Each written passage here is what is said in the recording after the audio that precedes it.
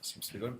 This is my recommended format to do it. It's easy, it's exact, it's precise, and you can obviously zoom in and out, get loads of different angles, so you can make it really, really exact.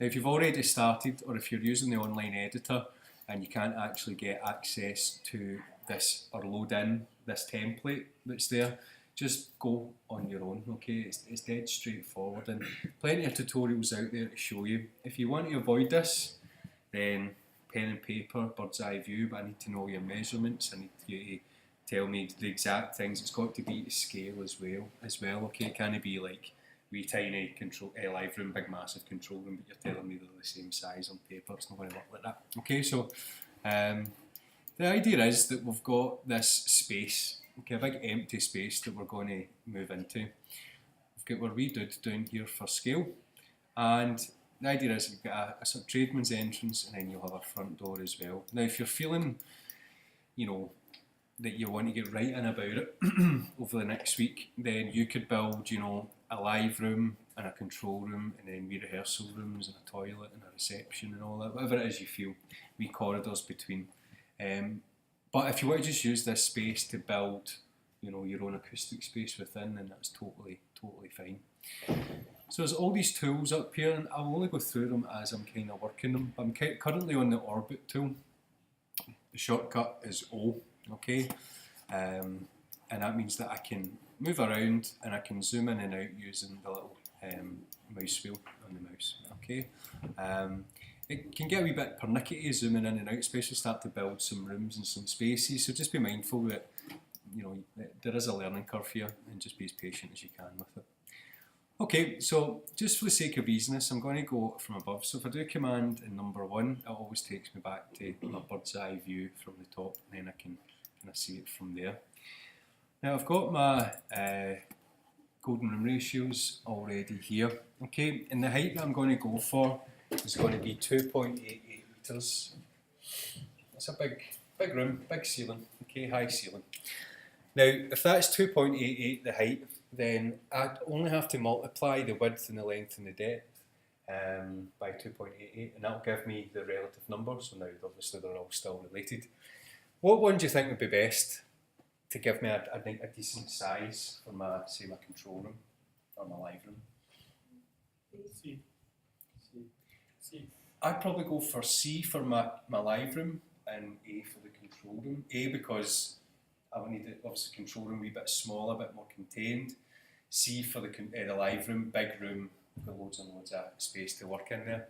Remember, meters are always larger than you expect, at least they are when I'm kind of working with them. So, if my height is going to be 2.88, then what I need to work out is what the other dimension is going to be. So the width has got to be 2.88, and this is for the control room, sorry, the big live room, so it's got to be 1.6. Let's get the old calculator up. I'm just doing a wee bit of working out stuff. So 2.88 multiplied by 1.6 equals 4.6 metres. So if my height is 2.88 metres, then the width of the room is going to be 4.6. That seems about right. The length is then going to be 2.33, or 2.88, sorry, times 2.3. Hopefully you're all seeing how that's happening. 2.33, which gives me a length of 6.71 metres. So I've got my dimensions for my floor now. Good. Okay. Once we've got this, the whole thing is just going to pull in much easier. So is that the overall height of the actual space we've got? Good question. Yikes. Okay, we can measure the height by putting a little tape measure tool on, which is T. They're all kind of logically named. You just zoom in till it locks, and then you click and pull it up, and it tells you down the bottom right there. So the space in this room is 4.6, so we're going to be building a room within a room, okay, because the inherent height in here is much higher than the space that we've got. Now, 2.88 metres is a kind of average height for most large studios. It's probably quite close to the total height of this room, which is a nice big space. If you want to make it larger, you need to keep in mind your golden room ratios. You can justify in your report 100%. If you want to change and have a taller ceiling that goes right up to the roof in here, then that's by all means go for it. But it might make your room dimensions a wee bit tricky.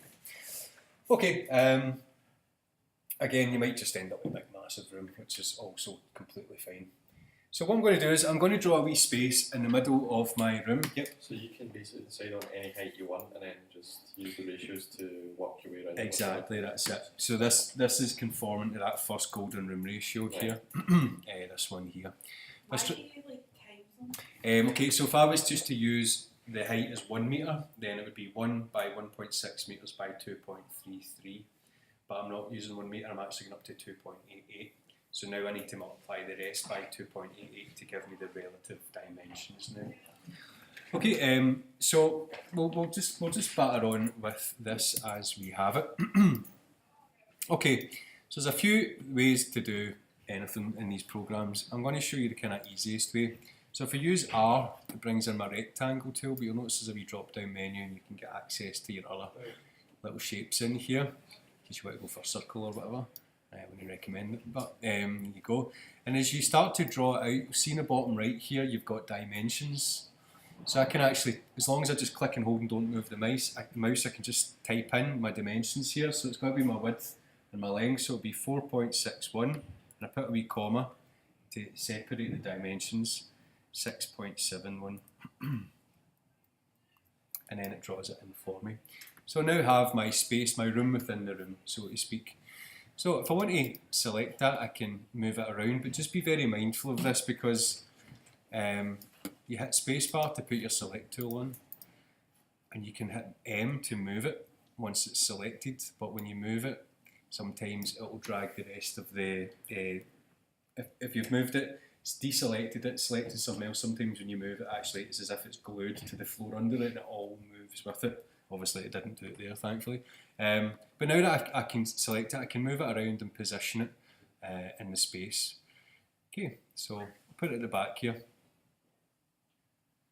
A wee bit of space. This is where it gets dead straightforward, right? Because this is why you want to use this rather than, say, your usual like hand drawing it or AutoCAD or anything like that. It's just really easy for making spaces dead quickly. So we're going to have an internal wall width of 10 centimetres.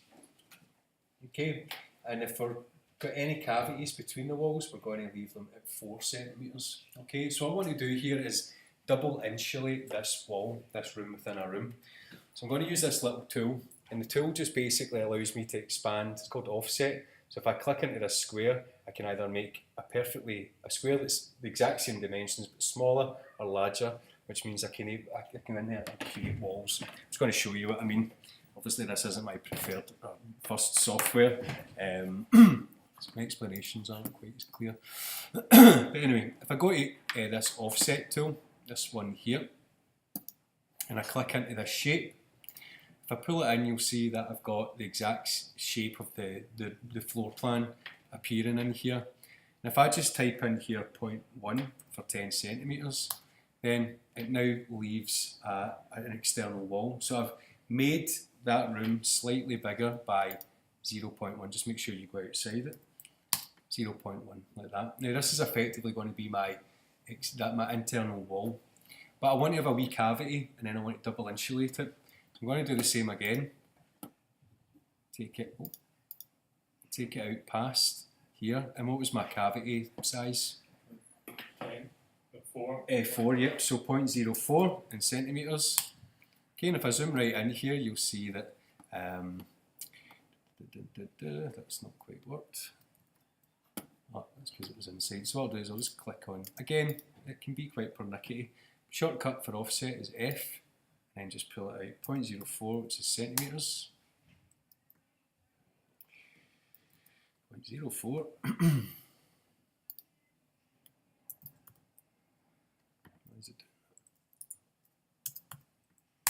There we go. And then I'm going to have another wall of 10 centimetres. So just zoom in, click in here, use my offset tool, and this one, sorry, and then pull it out and make it 0.1, 10 centimetres. So there we go. So now if I go Command and 1 from above, I can see my space starting to come together here. Now what I'm going to do is I'm going to attach onto this a little control room. Okay, it's going to have some. It's going to have my different, obviously my mixing console and all that in it. So it's going to have a little window and a little door as well. So let me just show you a couple of interesting tools when you're building this.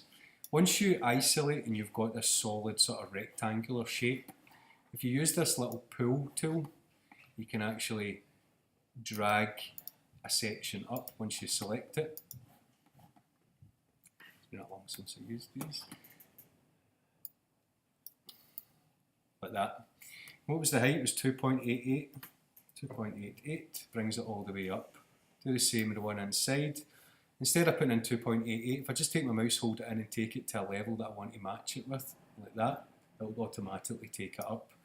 Sometimes as well, if you double click, it will take you up to whatever's surrounding it as well. So I've got my room within a room. That all looking pretty straightforward. Okay, so I've used my rectangle tool, I've used the offset tool, and I've used the pull tool as well as my measurement tools in here. Now there will be a door in here, and there's going to be a window in here as well for the actual control room looking in. So there's a few ways to do it, and I'm assuming you'll kind of find the easiest way. The easiest way I would recommend, and I'll just quickly show you, is that I'm going to take, I want to enter the room here at the corner, okay? But I want to be right on the partition.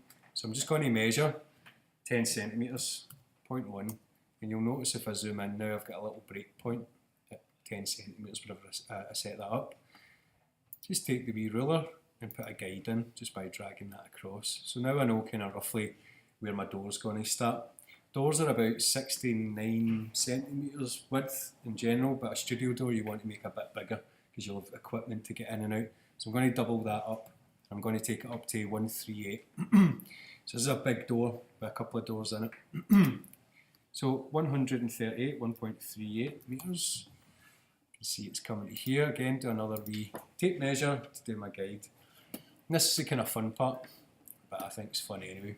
Take my little line tool here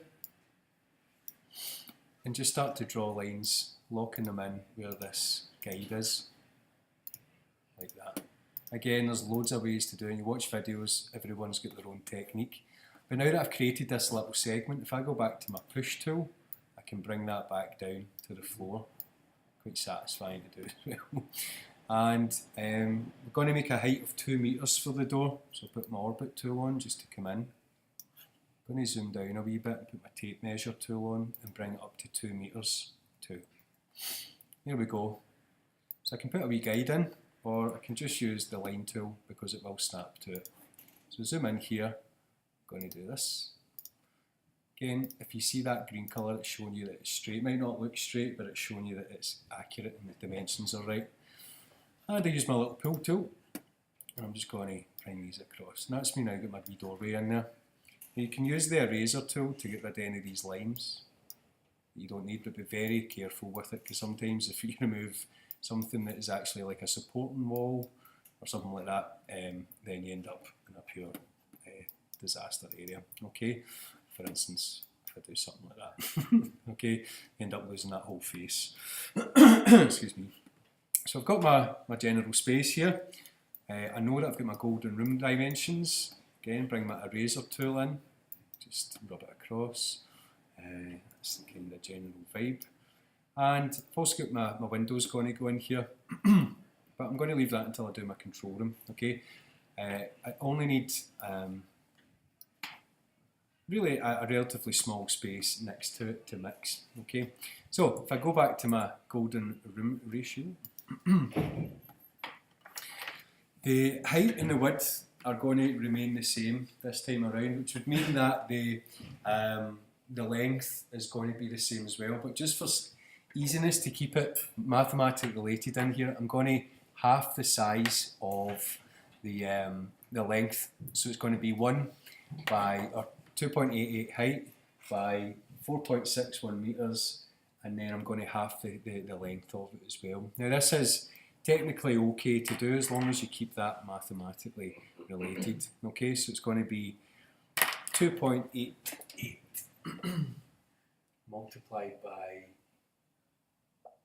1.165. Let's see what that gives us. 2.88 multiplied by 1.165, 3.3522. Yep. 3.5. Which all seems to match up with 6.71, so that's fine. Okay, so yeah, I'm just going to use some lines here to draw these in, because they'll stay in line. So I've got my width, I've got my height already, now I just need to put my length in. So I've just put it in, I've let go of the mouse and I can put it wherever it is. Obviously it automatically goes on axis, so it's a straight line coming down. Then I just need to put in 3.3552 and that's the line that I'm going for. I'm going to use my tape measure here just to put a wee guide in.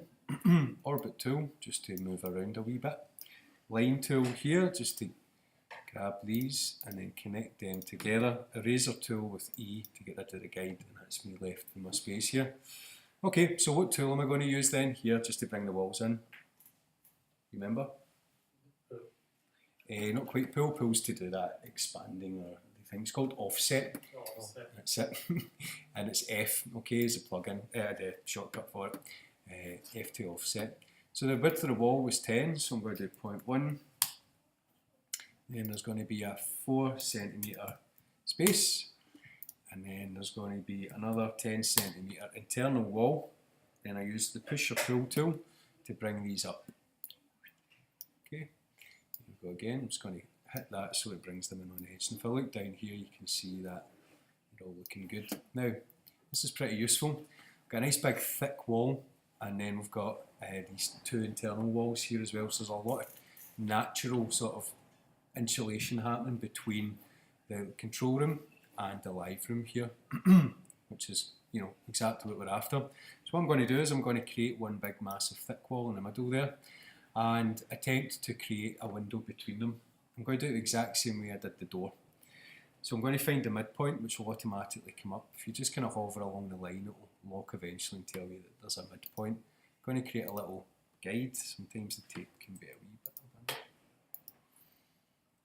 Let's see if it was like, if it was back to like the 4 walls instead of 3 walls. Mm-hmm. Couldn't you then put more window panes in, therefore making it more simple?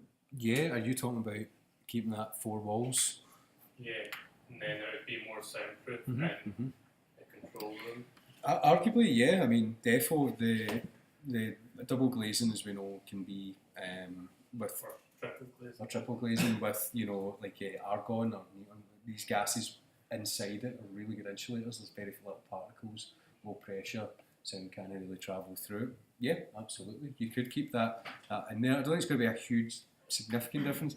The thicker wall is obviously going to give us extra soundproofing around about the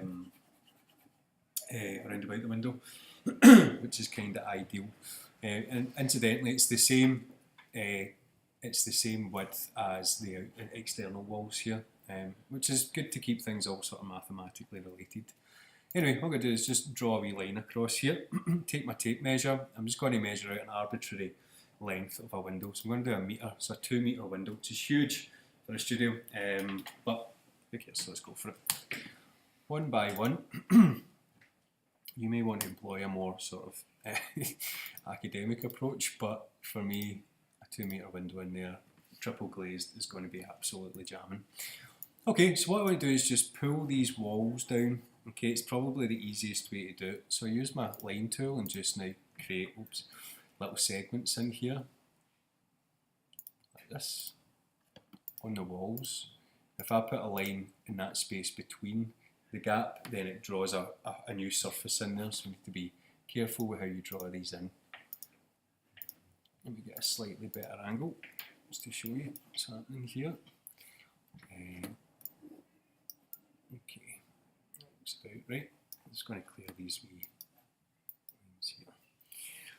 Okay, let's now use the push tool to push these down. Again, you'll have maybe your own wee way of doing this. This isn't really how I do it in the house, but it's certainly the easiest way at this point. Okay, so now you can see we've got our triple walls with this big wall in the middle. Now I'm going to set my height of the wall at 96 centimetres, which is a sort of standard height for your windows in a house. It makes sense for me to do a similar one in here. Let's just undo that. I'm just going to quickly change my components. Okay, model info, I'm going to go to units and change it to centimetres, which is what I'm used to kind of using here. Okay, now when I do 96, it's 96 centimetres, I can draw my guide across, and that leaves me, excuse me, 1.1 metre, nearly 2 metres above it. So I'm going to probably have a window that's just over a metre, so I'm going to go for 1.1 or 110 centimetres for the actual height of my window, and then I'm going to draw this across. And similar to how I did the door, I can get rid of any guides that are cutting about that are kind of throwing me off a wee bit. And I'm just going to draw a line here, here, and here. Okay, down here, here, here, and here. Okay, now I'm going to pull these across and create my little window shape. Oops. Okay, just take your time. It can be pernickety, as I say. And let's just get a slightly better angle for this. And just pull that across. Okay, again, just take your time with this, alright, there is a learning curve. And again, this might put you off using it completely, but I think it's dead straightforward. Most of the students last year kind of get their head around it within a class, and were able to do it in that time, which was quite handy. So now we've got our window lit right through there, and we can fill that in later on once we get to that point. Let's just clear the guides.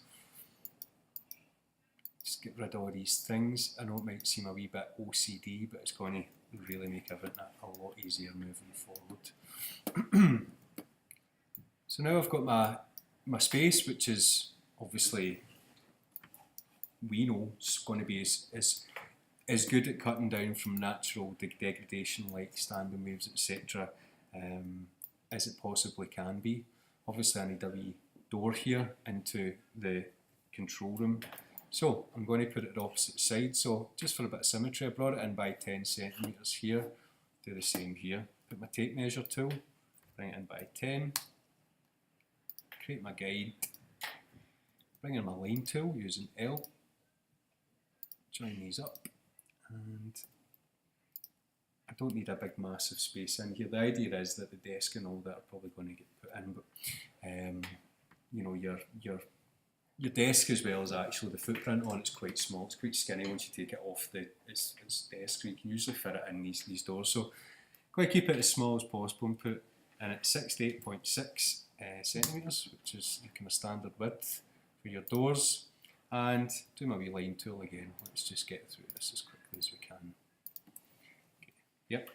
See, like all these random widths and heights, you know. Mm-hmm.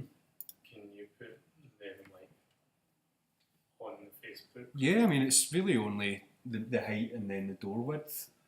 This door, most doors are 193 centimetres. Because it's a studio, I'm probably going to have my own doors, you know, double clad, loads of padding and all that. So I'll probably be able to choose. But I'll keep it 193 in here for the sake of completeness. If you're ever doing like an external door that is getting used for loading and unloading, then you'll probably have a sort of bespoke size on it. But again, just jump online and put in average height, average dimension for fire doors or something like that. And you'll be able to find it. But I'll give you the ones that I'm using anyway, if that makes it easier. Absolutely. Okay, come a nice wee door in here. There's loads of wee tricks and tips that I'm not actually using here that would speed everything up to to rattle through it a wee bit quicker. Whereas, you know, for instance, you could use your rectangle tool, put it in here, and then use the push tool to create the space, and then keep, you know, do the same at the other side.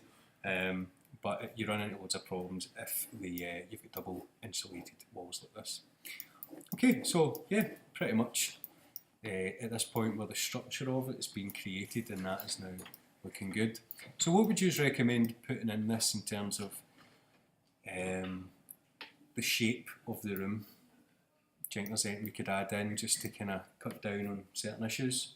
Base traps. Base traps, cool. So let's go to the corner, and what we'll do is just bring the base traps right up from the ground. So I'm just going to go for, let's say, about 16 centimetres, which is going to be the sides of the equilateral triangle. And I'm just going to draw a line between them. So 16 takes me to there, 16 takes me to there, draw a wee line. And now, of course, I just use my fill tool to bring that right up. If you want to make it bigger, absolutely go for it. I'm going to make them slightly larger here where the speakers are going to be. Okay, so let's go for 25 by 25. Again, I've watched like long, mad videos of people, architects, interior designers building houses, and they're very liberal with their sizes and how they use things and where they position things and all that. And if you look at floor plans for houses, there doesn't seem to be any rhyme or reason to where they put certain things, which is always quite strange. So in here, obviously, I've got my door. In retrospect, I should maybe brought that in a wee bit further. You can fix that quite easily. So this was 16, this is coming in by 10. So I'm going to bring it in another 10. So I'm just going to use my push tool here, bring that by 10, 10, and then swivel round. Here we go, and push this in forward by 10, effectively keeping the width exactly the same. You'll find all your own wee ways of working, sorry, your own wee happy accidents and all that. Okay, so now I can build in my nice symmetrical space here. So there's 16 at the back by 16. Obviously you've got the door there, so you're always going to have a wee bit of asymmetry going on, but that's just to be expected. Okay, and it was 25, wasn't it, at the front here? So this is a kind of time-consuming bit once you get in about it. But again, you know, in best part of, what, 20 minutes or so, I've been able to kind of pretty much design the whole thing. 25 centimetres, 25 centimetres, zoom in, put my line tool on with L, and then push with P, bring it up to that level. And then if I'm feeling the need, I can go in there and I can erase those wee bits. Again, not that you have to, but now sometimes you can end up inside a wall or something like that. That's when I use Command 1 just to get me back out of there and back to bird's eye view. Okay, so here we go. An interesting wee shape. Let's just go in here and do exactly the same thing. I'm going to do a wee bit of symmetry here, so I want to have 25 by 25. And I'm going to do the same at the back as well. Don't need to draw these in constantly. I'm just going to get this up to a point, and I'm going to rattle on and show you how to put your windows and stuff in, okay? But that's not as vital at this point as the actual structure itself. Imagine if programs like this, like, also put in, like algorithms for calculating the displacement of the sound and, like, RTX and all that. Yep. Things, so like, you could actually design your studio, put everything in it, and then actually test out how everything reacted, so you know what the frequencies would be like and what you would have problems with and all that. It'd be great if it could be, you know, that accurate that it would hold up. But they've got the software we're going to use when we're doing the room analysis up at the studio. Does have like a wee virtual room creator where you put the dimensions in and you can kind of virtually walk around inside it, and it'll show you how the frequency response changes depending on your position. But wouldn't it be? It would be awesome to get it like this, where you could actually define the structure, you know, what materials are on the wall and all that, rather than doing it separately. Like even if you could, if it showed like a rough idea of the displacement of the sound in the room, so you could actually see roughly where some reflections would be, or where there'd be more reflection. Maybe do like heat maps and stuff, where you put points where the energies kind of came in, and yeah, totally, it would be a big help. Obviously, getting about it, man, some sort of kind of plug that goes along with it. But no, I would certainly make a lot of use out of that. Like have arrows for the like displacement of the sound, and then have like the heat maps for where the like nodes and all that. Hotspots are. Yep. Get on it, man. That's all that some people need is a good idea. Okay. Not doing this sound production anymore. I'm going to come in interior design. Okay, so we've got a room within a room here. Now, a lot of studios in Glasgow, this is what they start off. You go down to Spectrum Properties to see what they've got to rent out, industrial units, and they'll just start off with this big, massive room, untreated, that you need to go in there and then build within. Now, this would be good because it means that almost immediately you've got a space to start making music, and it can then be added to down the line as you move forward. But that's really the kind of long and short of it, is just understanding how to move around within this particular bit of software. Once you're now there, you can now justify it. Now, you'd be telling me that there is certain materials getting used on the actual, you know, surfaces. Now, if I go into brush up here, the B, there is actually some textures that we can use. Okay, so we've got, like, let's just see. Now, they're not great. Let's just get that out. You can buy really, really good ones. But if I go into woods, for instance, okay, let's put some wood on our floor in here. This would obviously give us a very lively kind of room, but I think that's a good idea for the whole floor. No, what might you suggest? Good, okay, and why? Because we want to achieve what? Live end. What's that? Well, portability and control. I suppose if you've got rugs that can come and go, but a live end, dead end for a wee space like this might be quite a good option. And I would probably, I'd probably go for 2/3 live, 1/3 dead, because obviously we can, as you say, we can put loads and loads of stuff on the floor, and we can actually cover up that surface there. So, sake of easiness, let's just measure this out. So look down bottom right, so it's 6 metres 71. So I'll go for 223 times 2, so 446 is going to be where I'm going to stop the live end. 446. Okay, and then just put that in, draw my line across. Obviously I've been using this for a wee while and I've got kind of handy with it. You guys will notice the zooming and the positioning yourself to put the line in the right bit is probably the hardest bit of using this software. You will end up inside a wall or two a few times. So now I've drawn this across, that looks pretty good. I'm going to be a wee bit cheeky here as well. I've brought the walls in. What else might you do in a live room and a control room? I think I heard the right answer, but from like 5 different directions. Down here, did you say?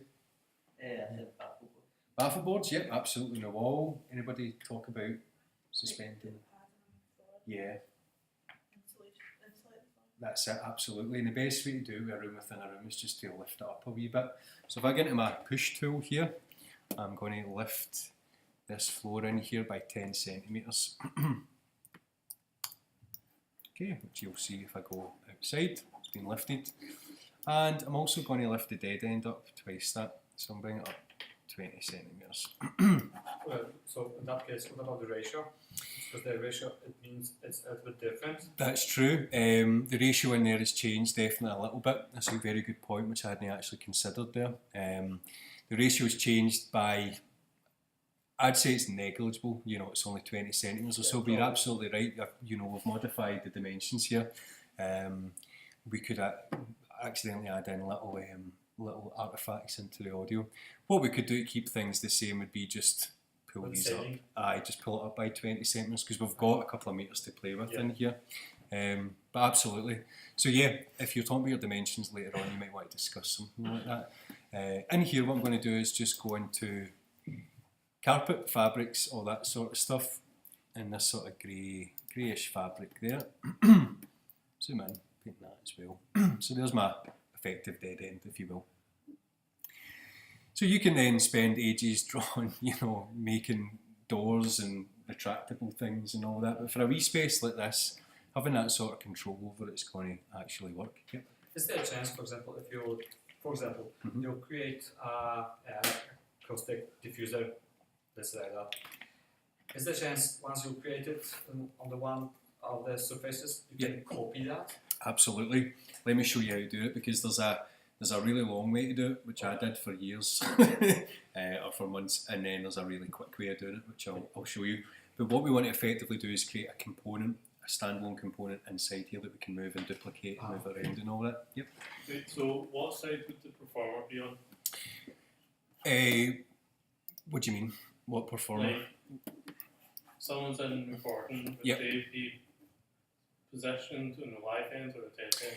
I'd put my drums here, and I would have some baffle boards just to make that a bit smaller, and then I'd Because I have was some going to say ambient if it's in mics. the live end and not the dead end, then it'd be pointless having the mirror, the window, because you wouldn't be able to see them if you're like a way dead past. end, yeah.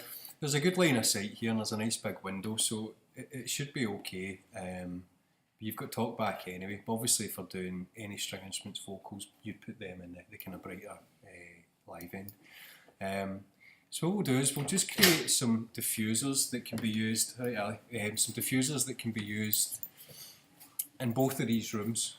So what I'm going to do is I'm just going to pick an arbitrary shape. I'm going to put my rectangle on, and I'm going to just draw in something like that covers the whole shape. I'm going to select it using space, then M, click on it and move it, and just take it off to the side. Okay, now it's at one axis, which is fine. So you can make these as elaborate as you want. Okay, I'm going to make mine a wee bit elaborate, so just watch me as I kind of work through it. I won't use any shortcuts, I'll just copy and select what I'm using.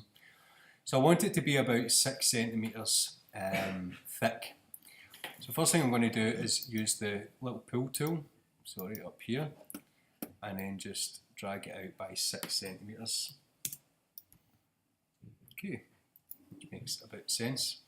Then what I'm going to do is use the offset tool, and I'm going to keep a width on the outside of 10 centimetres, so it's quite thick.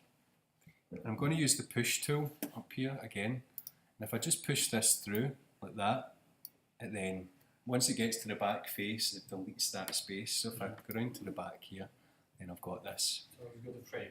So you've got the frame, yep. And then, since we're here, why not? Let's just make it interesting. Crayons. Hold down Alt so I can paint the whole thing. Okay, and in fact, I'll do that a wee bit later. So what I would do now, and what I've been doing, is I like a wee bit of randomness, but I like a bit of uniformity as well in my diffusers. So I'm just going to create midpoints. So every time I create a new point, the midpoint obviously changes time and time again. Now you can spend time as much as you want getting into the maths and the physics of diffusers and see if there is a sort of format that someone is actually kind of following with. There's a lot of randomness involved, but we know that quarter wavelengths and all that, in terms of the size of certain waveforms, is really important. So there could be some maths that go along with this. Anyway, what I'm going to do is I'm going to create this kind of spiky little structure, then I'm going to duplicate it, flip it, and then join it onto this, okay? And that should give me a kind of cool looking weird diffuser. Okay, so just some arbitrary lengths here.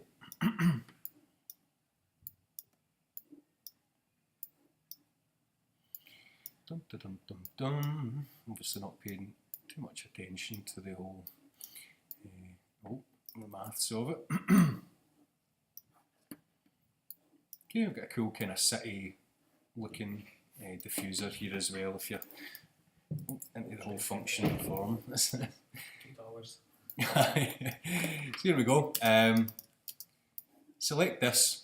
Okay, now what we need to do is these are all individual lines and surfaces and all that now, and I need to group them together. What shortcut do you think I use for grouping things? That's it. Command and G. So here we go, and these shortcuts are very similar to Pro Tools, which is quite lucky. So what I do is I select it, and if I want to duplicate it, I use the Move tool, and I just hold in Alt and I drag it. Like that. Okay, now I've got 2 copies, and I can then go in and rotate it. Loads of ways. Again, you can select it, right click, and you can flip it along the blue, the green or the red axis. I want to kind of flip it upside down, which is the blue axis. Like this. And now what I'm going to attempt to do is then join this onto the front of it. So I'm going to zoom right in, put my Move tool back on, and then just grab these little bits. And that's it. The good thing is it might look a bit mental, but once you actually go out there and start to like drag things and put them on face with other things, they all kind of lock in, which is what you'll learn when you're using it. There's a huge calisthenics and sort of thing of this as well. So there's my kind of weird looking diffuser as it goes. I'll probably spend a bit more time on it usually, but let's just paint it. So I'm going to go for, oh, it's going to let me paint a group. No, it's not. Okay, I'm going to have to explode this so I can get it back to its components. Explode. Okay, now I can select it individually.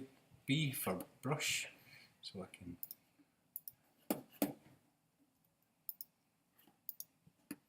What's going on? Ah, there we go. So we've got to use the colour. Okay, so go for black, back and front. Again, it really doesn't matter. You might want to pick colours that are more, maybe, I don't know, friendly, something like that. And we'll go for a kind of woody thing inside. Looks a wee bit funky. The optical illusion there, that's weird. So obviously you can do every single like little surface. You can even change. It's really up to yourself. I'm not going to spend too long on this, sorry, but let's just randomly select some surfaces here.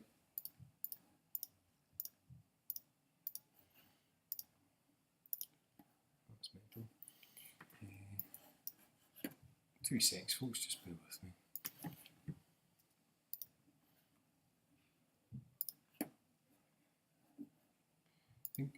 Now you could just use Alt and click and it cover everything, but I'd then undo the black. Alrighty, you get the vibe. Okay, let's just group all these together. Command and G. And that looks okay for my diffuser. I've got a bit of space there at the back, but I could also just draw a square on the back of that and it would actually put a wee surface on it. In fact, why don't we just do that for the sake of completeness? So use my rectangle tool and just lock it in here. There we go. This looks terrible from there, but hopefully from the other side that's a bit better. Okay, and let's just paint that at the back. I'll go for a red in the mood. I need crayons. Nope. There we go. That looks quite nice. Group that together, Command and G, and now what I can do is just move it into place and duplicate it as I go. So let's get it in where I need it to be. I'm going to have plenty of diffusers up here, so I select it, I then hit M so I can move it. I just click and drag it, and as long as I take it along that red axis, I should be where I want to be. Amen. How many percents of the live room should be covered? Is it 25%? It depends what you're using. This is more diffusion, so to control the parallel surfaces, I'd say that you probably want to get as much of this on the walls as possible. Treatment is really just down to the room itself. Because it's so lively in here, I would probably have loads of portable baffles and stuff like that would totally work with it. But it's really down to, you know, if you were working at the RT60 and it was really big, then you'd probably say I need more treatment in this room. So it's really kind of, it'll inform it. I'm actually kind of stuck inside the wall here, so I'm just going to click on it and pull it out. you kind of just need to play it by ear. It can be really pernickety, this sort of thing, but it looks fine. Again, just undo that. And now that I've selected it, hold in M and Alt, and now I can just create copies. And as long as I stay on that red axis there, I'm going to be on the wall. It gets a wee bit tricky when you want to duplicate it and put it onto another wall. You need to rotate it, and once you start moving things around within the room, they start to get pretty funky. Just try and keep things on the axis. I'm going to put that there, and if I use the move tool and just go to the top, you'll see I've got these two red crosses. Actually click on them and just spin it round. So, again, keeping it on axis. Always pernickety, especially if you're at a certain angle. Oh god. There we go. I'm going to try my best now just to swivel this round and move this onto the back wall. Can be quite pernickety. Again, keep it on that red axis. That's us on face. Cool. Spin round. Dun dun dun. Click. Move. Okay. Now this isn't the bit I'm going to spend a lot of time on. Obviously you'll have plenty of time in the house to work away on this. Take a wee bit of doing just to get it right. Okay, we'll probably have some in the actual control room as well. So that's really what you need to do, and then in your report you tell me what materials were used and why you've decided on certain shapes and certain sizes. You know, you can build your own diffusers, but if you've got the Pro version, which you get for 30-day trial, if you go into 3D Warehouse, most of these are to scale as well. Some aren't, but most are. Let's just put Neve console. And some hero has been in and actually built these in SketchUp using the tools that we've just been looking at. 40 channels probably seems a bit much for this wee studio. I'd probably build a much bigger control room and live room in here for another big studio, and this might just be like a wee sort of breakout room, but let's look at this. Quick view. We go for this guy. Download. Straight in. Yes please, let's hope it fits. Again, some are to scale, some aren't. Some we need to downsize and change as they go. Okay, so this person's built the whole room in here. That's nice though. Great wee space. Cracking little use of that, you know, facility. I've tried to create a wee bit of symmetry there with this wall. Okay, what I can do in here is I can explode, and hopefully I've got access to the individual elements. So I can move it. There we go, perfect. That's handy. So thank you to whoever did this. I'm going to spin it round so I can get it ready to go. And just before I put it in here, I'm going to lift the floor in the control room as well. Not by much, but just by that 10 centimetres. Oh, it's already come up, that's fine. Okay, grab this, let's try and get it into space in here. This is the bit that you'll want to tear your hair out at the most. Getting these in place, especially if they aren't to scale.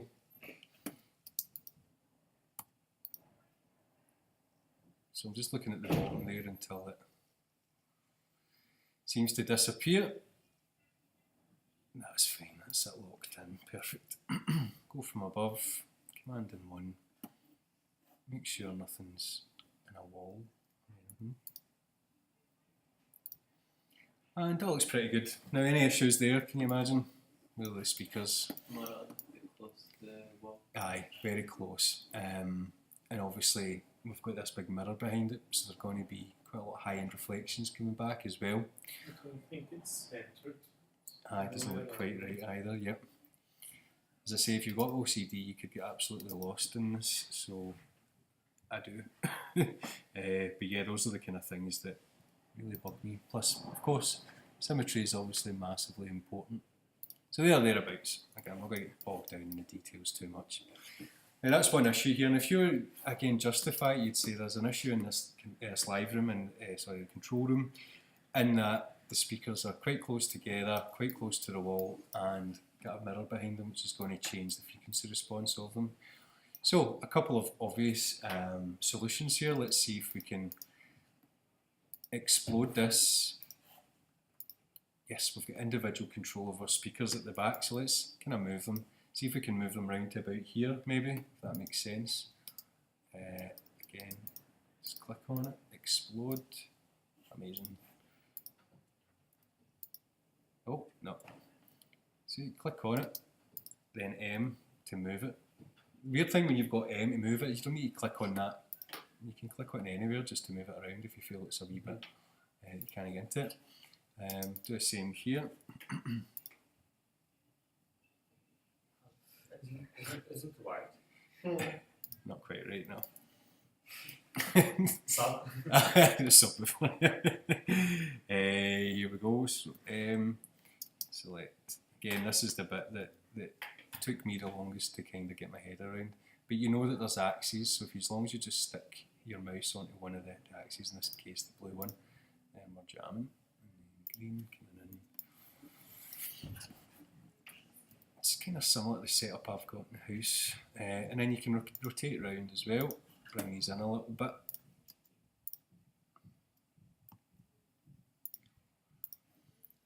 Okay, command 1, go above. They look You can get like a chair and stuff to measure the colour of triangle. Yeah, absolutely. And then you could maybe even put in wee guides, you know, because you're going to hear with your tape measure and you can do that, and then you could do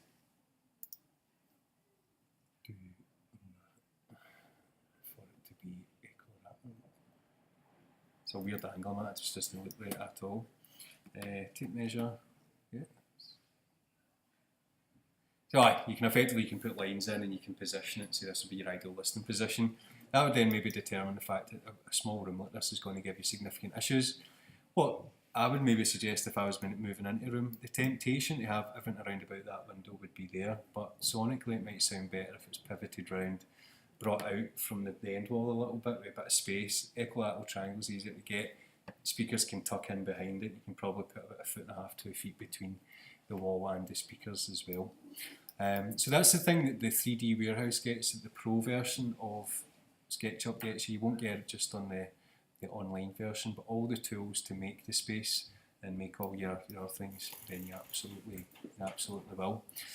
So I'd have diffusers all around here. I'd have a sofa maybe here, and maybe trying to mirror that with another sofa at the other side. You've got your doors, and here you have double doors so you can load in. And then it's just a justification of the materials. If you bring up the little brush icon, you can go through here and see what's actually in here. You know, if you wanted concrete on the outside in here, you could put it there. If you wanted carpet in here, which you probably did, put that on. I'm also going to put carpet on the back wall and on the front wall there as well, including these little strips. You can show how to create the floating ceiling above the control. Okay, you want, so usually the ceilings are just left as they are. Okay. You can put, if you were feeling that you wanted to build another structure on top of it that was movable, you totally could. It's kind of complicated because you need to change things into like components and then use layers so that you don't get in the way. Do you know what I mean? But just leave it. And don't get me wrong, like I'm a big fan of, you know, going all out with this and making it. But this would be a total passable. You then just talk about maybe the tapering and the curvature of the ceiling. You'd maybe make some decisions on the materials. It's not clear always what's getting used, but I would say that go for an acoustic plaster might be an option. Acoustic plaster that's generally kind of off-white, so you can get into your crayons in here and pick something like that. And then again, it doesn't look amazing, but it's when you're justifying it in your report, then I can see this kind of looks like carpet, and that obviously looks like wood. Wait, so actually the project, the design is the one outcome, and the report is the second outcome. They're both the same outcome, but they're part of the same assessment. Okay. So you design this, also telling me what it is, why you've made these decisions. It's dead low key. We used to start with this, and last year we started. This was the first assessment that people did in their second year when they started, but I felt it kind of was what's the word I'm looking for? It lulled them into a false sense of security because it was relatively straightforward, and there was a lot harder things coming. So it is quite easy, you know, to get through. Don't worry too much about the, you know, even if I went for like golden room dimensions and all this here, as long as you talk about it, you know, and it looks roughly that you've got that going on, and that's okay. But the only reason I'm saying that is if you get really bogged down in the actual using this software, you know, don't let it get the better of you. You know, you can simplify it if you need. Okay, so that is what I would be expecting as a pass. Okay, now last year we had students that went above and beyond and built loads and loads of interesting, cool things in here. I had a couple as well. So that was actually the minimum of the What's that? requirements. That would actually you have created. That's the minimum requirement. Yeah. Actually the minimum Minimum requirements, yeah, Ah. yeah. 2 spaces with a conversation on, you know, how it actually works. That's not right. Okay. This is maybe one of the students last year had made this. Yep. It's really cool. You know, they've used, I think they did their own skin and stuff like that for the walls. So your live end, your dead end. I mean, this is a huge drum kit that doesn't look to scale. Massive speakers as well. But basically last year I just gave a general small dimensions, like here is what you need to do to make a studio. So they were kind of limited to the size, and obviously the good shout here is that I've used a squinty wall to cut down parallel surfaces rather than a straight wall, but at the cost of some of the footprint, you know, some of the actual availability of space. Because I I know, recently. They look like 10-inch drivers probably. Nothing's to scale in this picture. But it's no bad work, you know. The justifications were great. You couldn't go wrong with it. They've even made their own wee diffusers.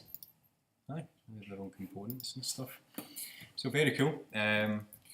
I went over the top recently and built a 2-floored Abbey Road number with like 4 little breakout rooms, green room, a bathroom and all that. Because, you know, I wanted to be an architect until I picked up a bass when I was 14.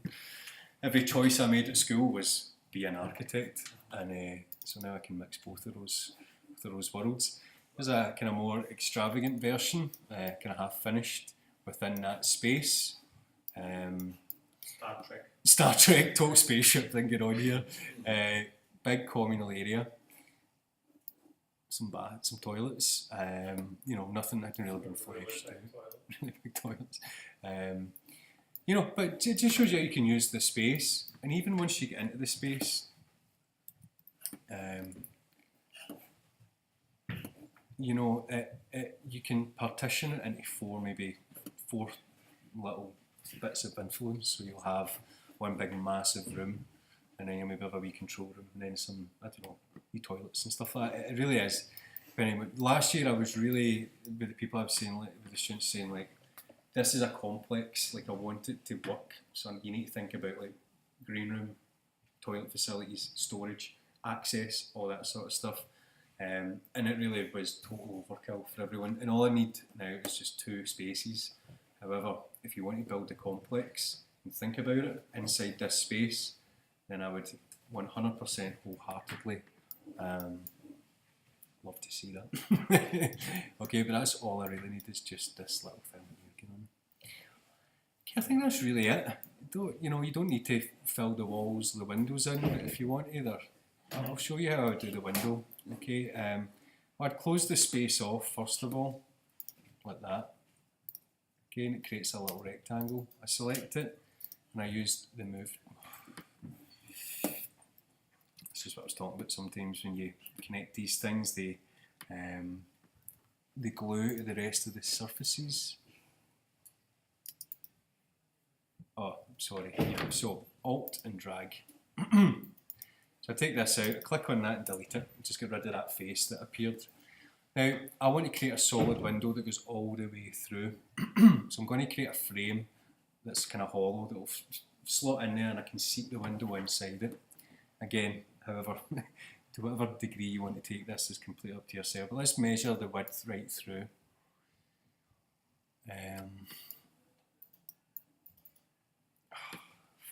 That's right, it's in the wrong 2 seconds. 48 centimetres. So 48 centimetres would give me a nice flush window, but I want it to stick out a wee bit. So what was it, 48? So I'll go for 50. Let me just double check that. Maybe short. Yeah, 48. So go for 50, which means I'll have a 1 centimetre frame coming out each side. So just use the push tool. Out we go. I'll make it 50 centimetres, so half a metre. So it's quite a thick window frame in here. And I'm going to create a little frame for it to all exist within. Now this is more complicated use of the software, but this is probably the easiest way to do it. So use my offset tool, and I'm going to leave a frame of 3 centimetres. And I'm going to push through, and that's me got my frame that's going to slot in there. Because I've dragged it out the maximum space and I've brought it in a little bit, obviously I know that this is going to fit really snugly. Bring up my paint tool, and I'm going to go for wood. Hold in Alt and I click on it and everything's covered. Okay, so far so good. This is the first frame. Now what we do is then I can either just draw a line, create a rectangle and then paint it and make a window, or I could make another frame within it and actually try and be quite exact with it. So let's give that a go. This is me thinking my feet here because I've never done I'll just keep it double glazed for the time being, but you can mention it being triple glazed if you wish. Okay, so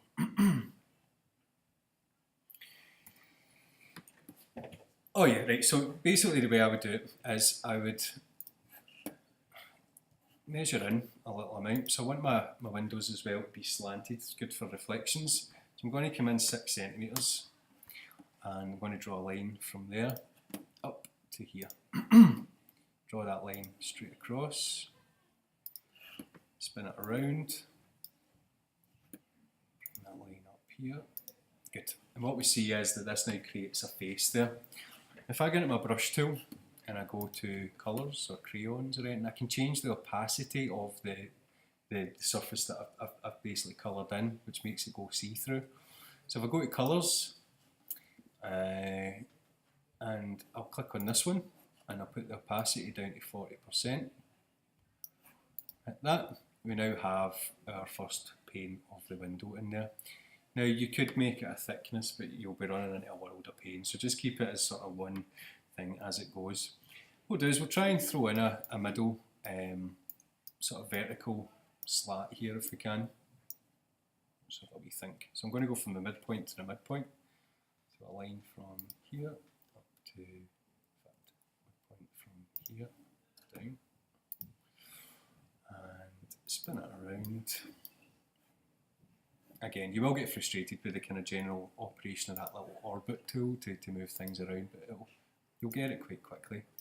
Let's hope that this creates a face. If not, just join them up.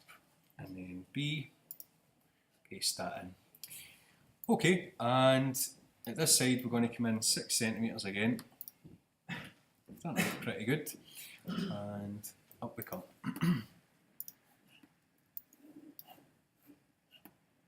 Line tool, it's very shortcuts, L and O, so you can orbit round, put L back on, all that sort of noise. Okay, B, cool. We've got a triple glazed window, which is going to go right in the middle of our control room here. So you can see right through, as you can see. Selector tool on with space, draw a square around it, Command and G creates the group, and now a tricky bit, let's try and get it in to where we want it to go. Okay, there or thereabouts, which I can then get in. Can then go in now and just kind of focus it, but it was a 1 centimetre space each side, remember? So in here what I need to do is just click on that and bring it out by 1 centimetre, which I can do manually by hitting 1. Okay, zoom around. Cool, and we can see from a sort of bird's eye perspective that that window is going right through. So you could close the concrete wall around it, it's up to yourself. Okay, but we've got plenty of insulation here. Deselect it, let's get rid of some of these guides. We're starting to really get a good looking studio built up here. You can see right through into the live room. Don't worry about the doors, but the doors are done very similarly. And most of the videos I've watched with people making like kitchens and stuff like that, this is kind of what they do when they're creating their spaces. They close off the space by just creating another line across it that then closes it off. You can use the erase tool to undo it. Once you've got that, you have your frame that you're working with, and it means that the door's always going to slot back in. Okay, but don't need to do that for the time being. Just telling me there's a door there is fine. If you want to build doors, I would completely 100% condone it. Okay, and that's really what I wanted to run through this afternoon. I know you've had quite a long morning dealing with Alan and that management legal issues, so I'm quite happy for you, unless you've got any questions, to pretty much head off. But yeah, what are the questions? What have we got? Oh, just in time, Caroline.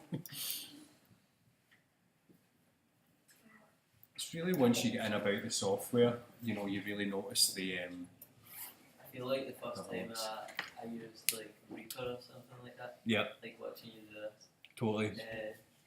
There's a lot to it, but again, I'm only really using 5 tools or something. It's So great. for example, with the window when you've done 3 centimetres, how did you work that out? Just arbitrarily, just went. Yeah, 3 seconds will do it. 3 centimetres will do it. So it wasn't exactly calculated. No. And then there's like imperial measurements, and obviously everywhere uses metric. So we've got the luxury of being able to just throw in like.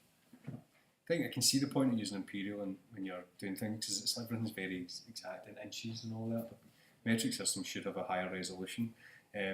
Things like doors are fine, but when I was looking up things like with thickness of window frames and stuff, it was just like there is no real set kind of thing. That's why when getting your windows is so expensive, because they're usually bespoke, not only for your house, because you think in a cul-de-sac, it's all the same windows. They're all slightly different, but kind of warped or twisted or something. You get ones that get big thick frames with tiny little windows, really good for insulating. You get ones with tiny frames and big windows. So there was no real kind of rhyme or reason for any of those dimensions I picked. I just sort of thought, that looks about right. And when we were doing the studio down in Renfrew, when we were designing it, it was all kind of 3s and 6s centimetres we kind of stuck to around the board. So if I was to look at this, I'd say, yep, you've stuck to your dimensions. It looks like you've got a good space. I'd probably say, that this arguably should be a wee bit bigger. You've got all this room to play with. Why squeeze in there? But this could be a wee Studio B, and then you could have a big Studio A, which has a massive control room attached to it. Any other questions? Okay, I'll make